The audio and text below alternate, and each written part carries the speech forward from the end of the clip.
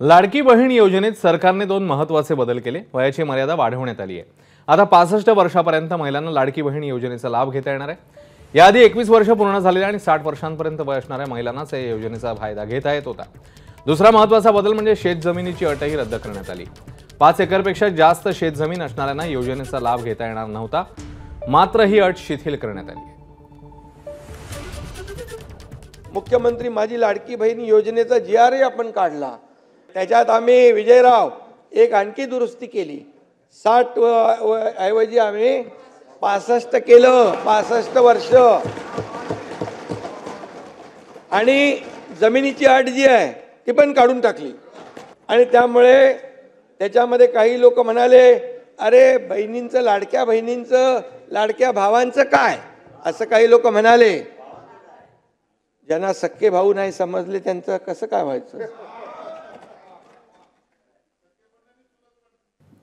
त्यांना लाडकी बहीण योजना कशी कळायची?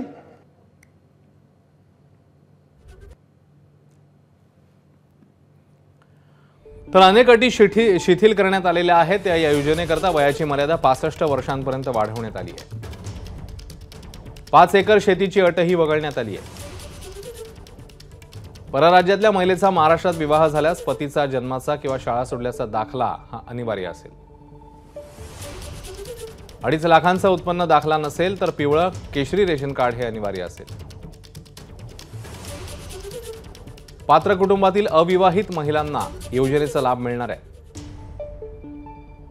अर्ज भरण्यासाठी 31 ऑगस्ट पर्यंत मुदतवाढ देण्यात आली आहे। एबीपी माझा, उघडा डोळे बघा नीट।